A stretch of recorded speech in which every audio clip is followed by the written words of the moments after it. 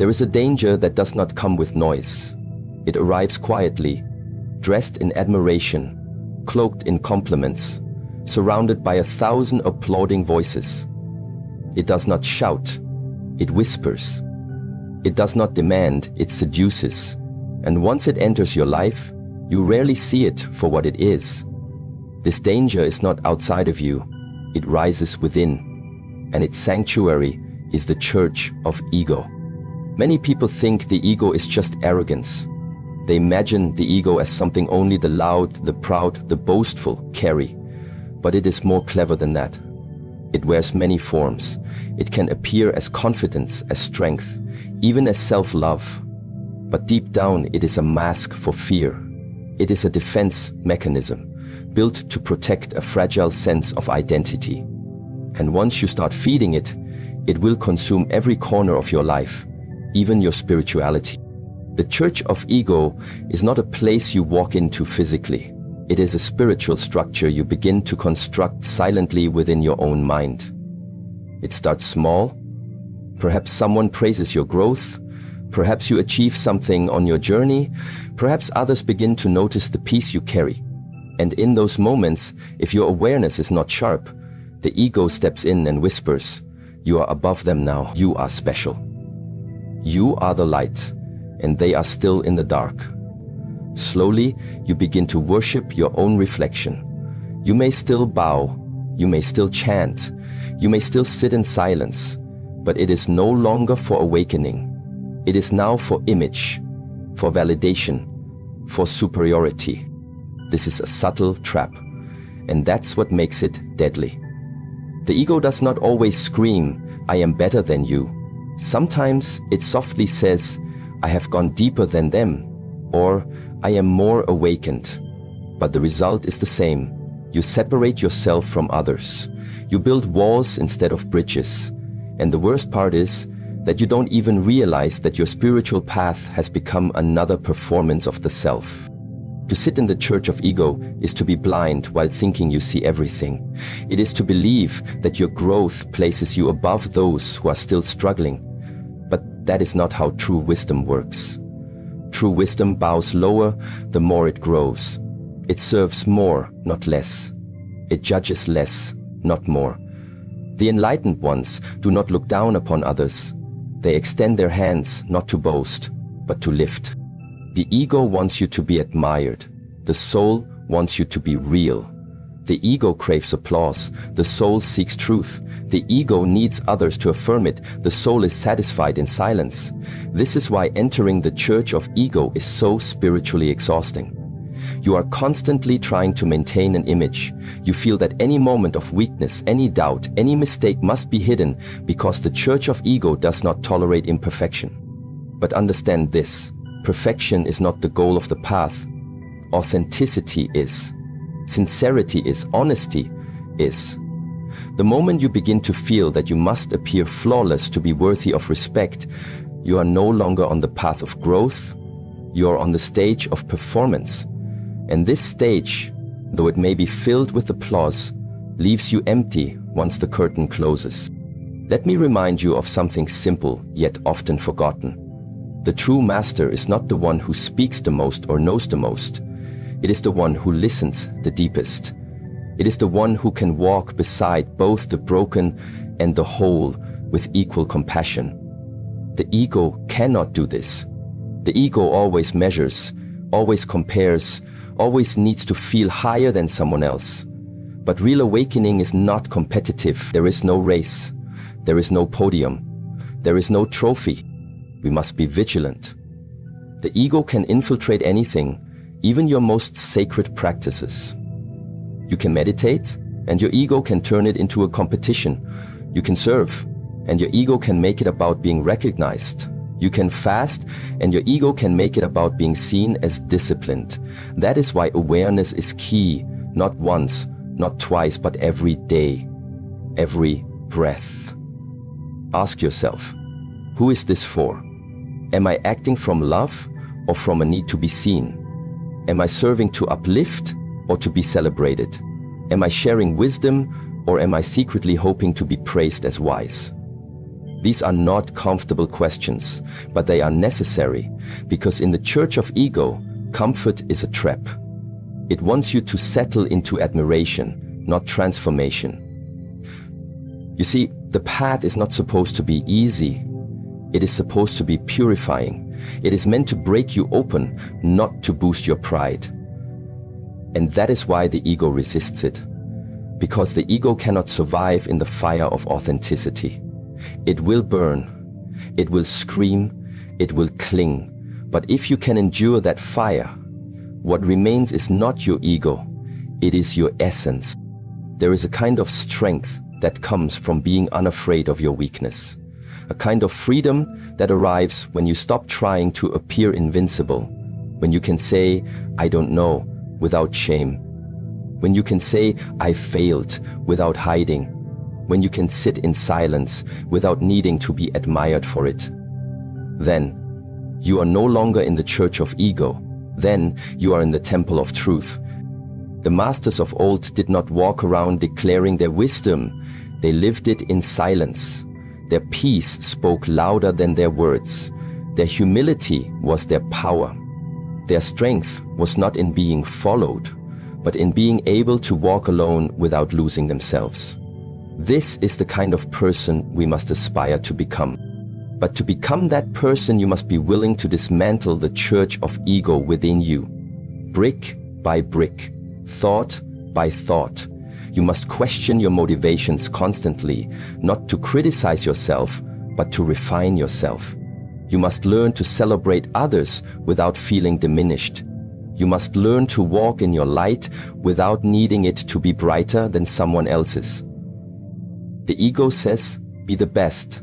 The soul says, be real. The ego says, prove yourself. The soul says, know yourself. The ego is loud, the soul is quiet.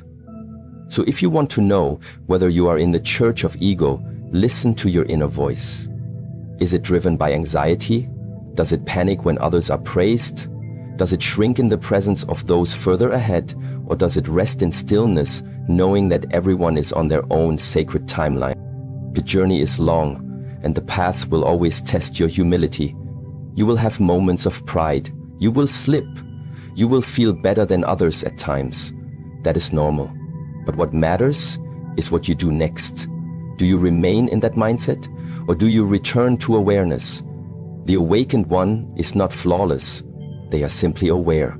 They catch the ego when it arises. They bow before their pride grows too tall. They remain students, even when the world calls them masters. Do not fear falling into the church of ego. Fear staying in it. Fear building your life around it.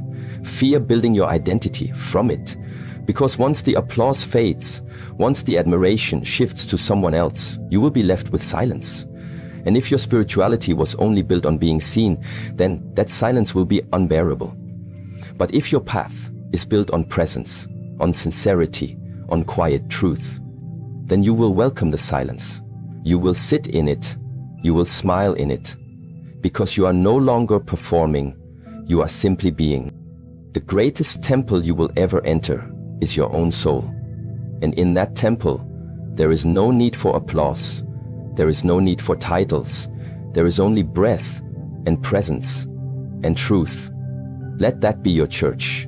Let that be your sacred space. And when you walk from that place into the world, you will not need to be praised, because you are already whole. You will not need to be seen, because you already see yourself. You will not need to prove anything, because the truth needs no defense. So beware of the church of ego. Its teachings are flattering, but empty. Its praise is sweet, but addictive. Its sermons are grand, but shallow.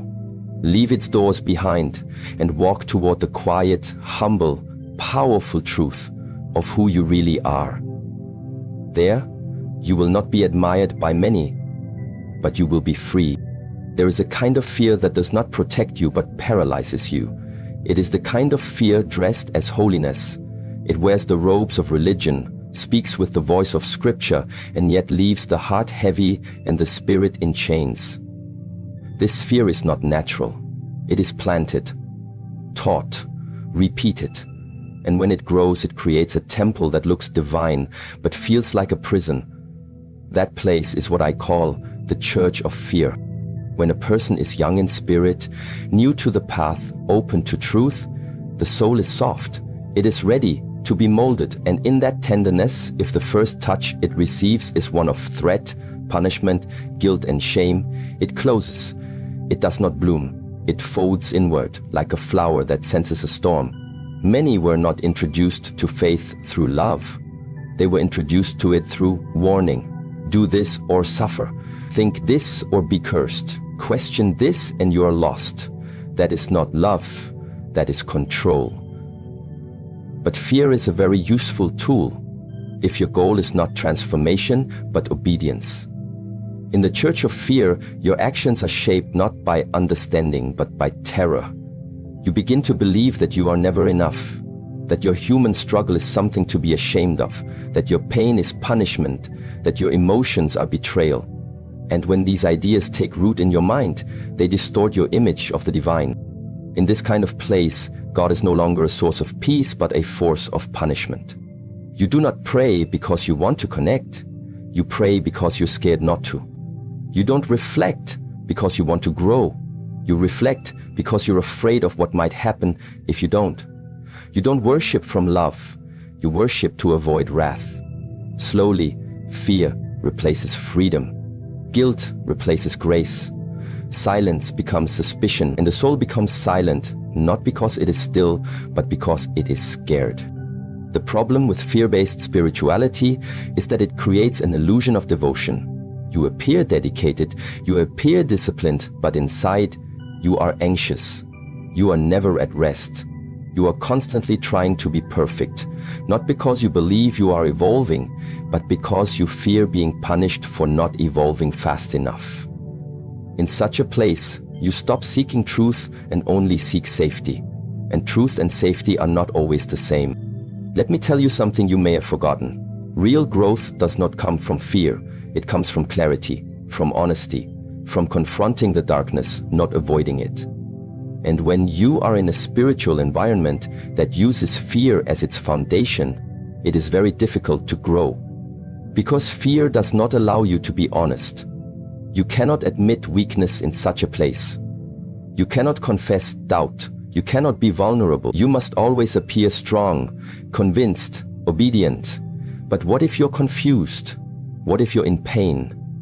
What if you're angry?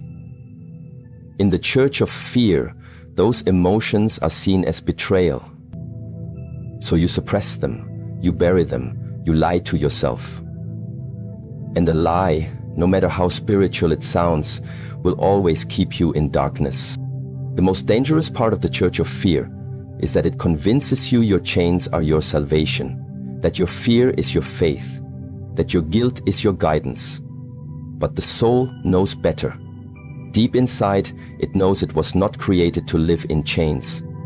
That is why so many people silently walk away from the path, not because they don't love the divine, but because the only version of the divine they were shown was a tyrant. And no soul can worship a tyrant for long. There is a difference between reverence and fear. Reverence is born from understanding. Fear is born from threat. Reverence makes you quiet because you are in awe. Fear makes you quiet because you are terrified. Reverence leads to humility. Fear leads to shame. And shame is not a teacher. It is a silencer.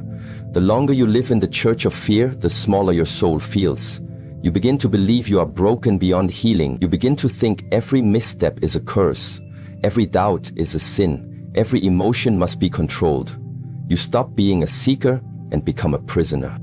And yet, many stay in such places. Why?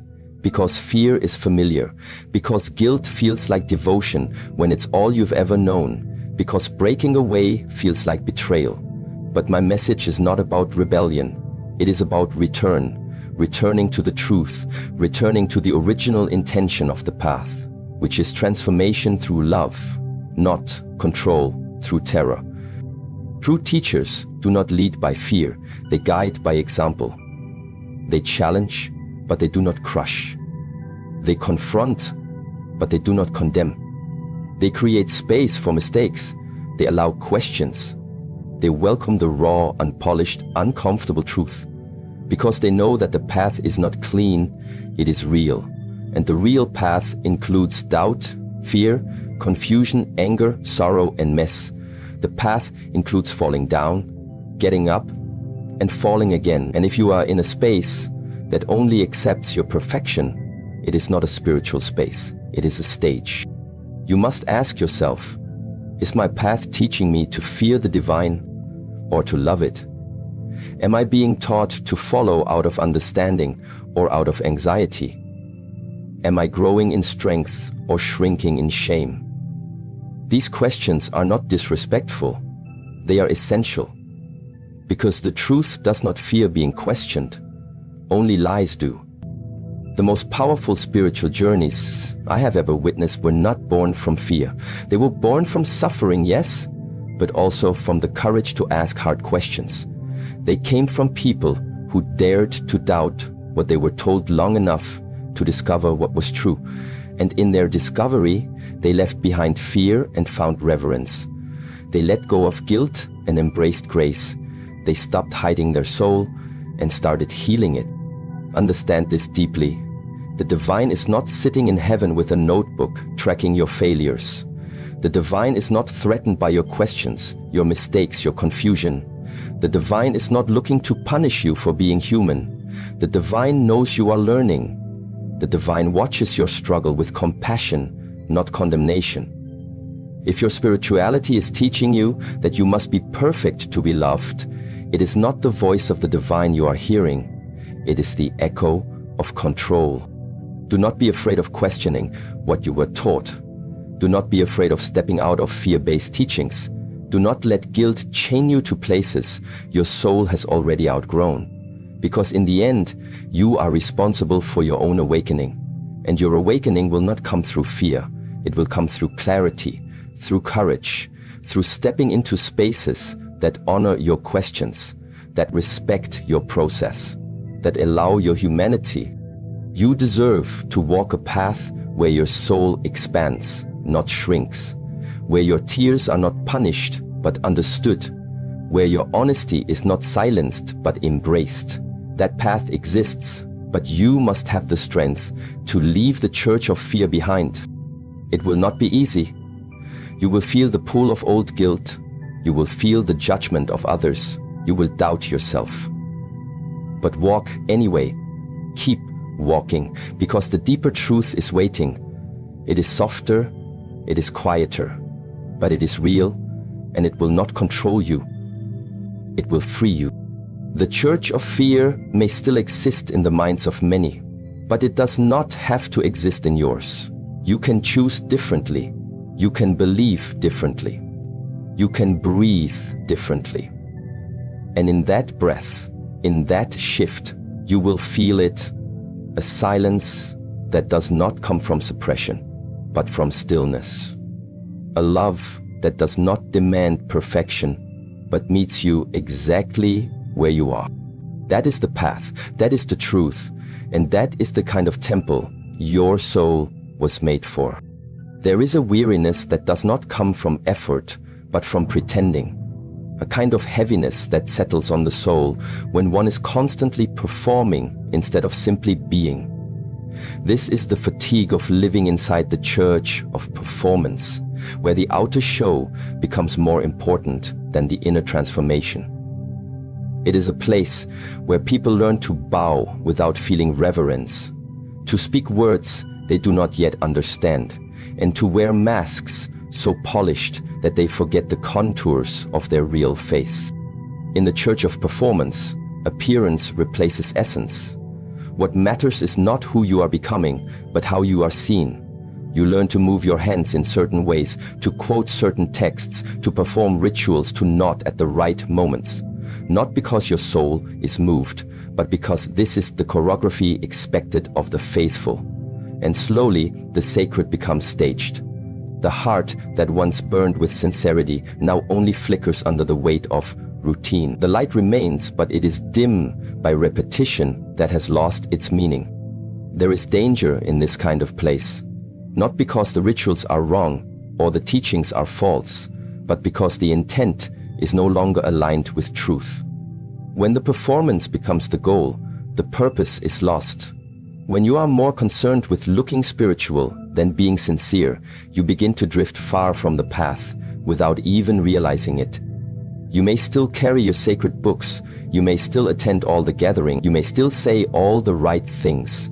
But if the words have no echo inside you, if they are not a reflection of lived experience, then what are you really offering? True spiritual practice is not performance, it is presence. It is the quiet, raw honesty of sitting with yourself and admitting where you still fall short. It is the humility to say, I don't know, the courage to say, I'm still learning, the grace to say, I failed, but I am trying again. These statements do not sound impressive from a stage. They do not earn applause. But they are the real steps toward growth. Inside the church of performance, vulnerability becomes dangerous. You begin to fear the consequences of being honest. What if someone sees that you're struggling? What if they notice that you don't always feel peace when you pray?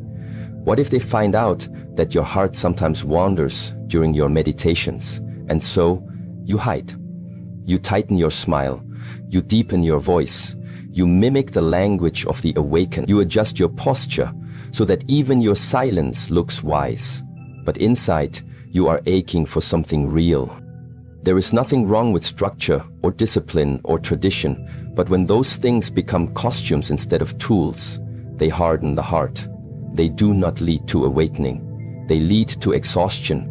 The soul cannot thrive in a place where it is not allowed to be messy, where it cannot ask questions, where it must always be dressed for display.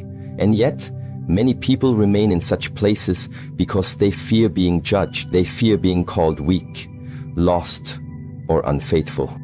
The irony is that the strongest souls are not those who never struggle. They are the ones who are honest about their struggle. They are not always composed, they are not always eloquent, but they are sincere, they are present, they are real. And because of that, they are free. You cannot be free while wearing a mask, no matter how sacred that mask appears. I have seen many people begin their journey with fire in their heart and light in their eyes, only to slowly become weary from the weight of trying to maintain an image. They become silent, not because they are at peace, but because they are afraid of being exposed. They serve, but without joy. They pray, but without depth. They smile, but without warmth. This is not failure, it is fatigue. And it happens when the soul is asked to perform instead of heal. Spiritual performance is seductive because it brings rewards. People admire you, they seek your advice, they call you wise, they treat you as someone above them. And if you are not careful, you begin to believe this role. You begin to confuse the admiration for actual transformation. But the soul knows, the soul always knows. It knows when you are out of alignment. It knows when your words are not rooted in truth. It knows when your actions are rehearsed, not lived. And the soul will not be satisfied with applause. It longs for authenticity. Authenticity is not glamorous. It is often uncomfortable. It requires that you admit your flaws, that you reveal your fears, that you walk into spaces of uncertainty without pretending to have all the answers. It is not a perfect performance, it is a raw, honest existence. And it is only from this place that real growth can happen. To leave the church of performance is not to abandon your practices.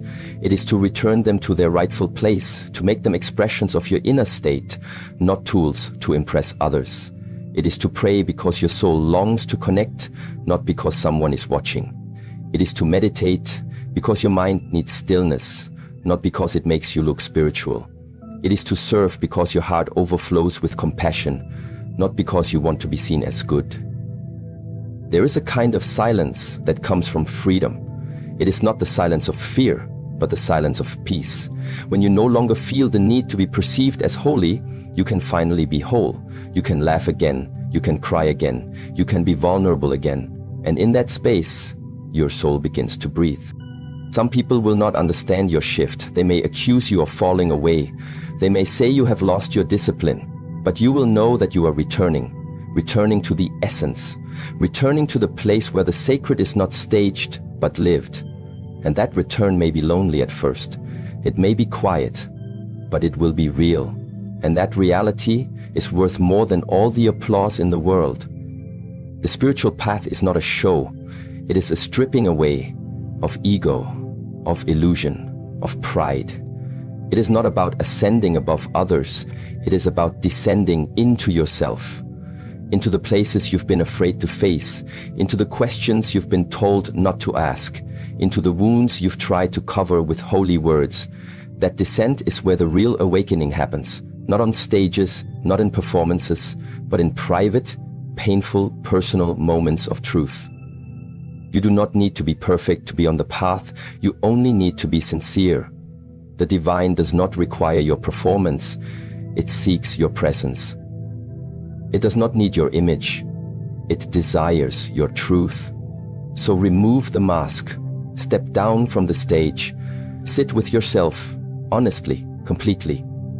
And listen. What does your soul really need? More applause or more honesty? More admiration or more healing? More performance or more peace? You know the answer. Now live it. There is a place deeper than all temples, more sacred than any altar, more silent than the most remote monastery. It is not found in a distant land. It is not built by hands. It cannot be destroyed by fire or storm. This temple lives within you, but for most, it is the last place they ever visit. They travel across continents in search of answers. They sit at the feet of teachers, recite verses, light incense, bow before statues, but all the while they are avoiding the one temple that matters most, the temple within. And yet, it is here, within this invisible, intimate, internal space, that the real transformation happens. The path to awakening is not about entering holy buildings. It is about becoming one. You are not meant to search for God in marble and gold. You are meant to recognize the sacred in your breath, your thoughts, your stillness. The moment you understand this, you stop chasing external sanctity and begin the lifelong journey of building the temple within. And this journey, unlike the performances, the fear and the pride that plague so many outer structures, is profoundly simple, but never easy. It begins when you decide to stop looking outward for approval, when you stop performing for others and start listening to your soul. It begins when you stop needing others to validate your spiritual worth and start honoring the quiet truth already whispering inside you. This is the temple within. It is not loud, it is not grand, it is humble, it is silent. And that silence is where everything begins. You build this temple not with bricks, but with breath. Each conscious inhale is a stone laid down in awareness. Each moment of presence is a beam of light that strengthens the structure. Each act of compassion, each word of truth, each step taken with integrity becomes a sacred wall.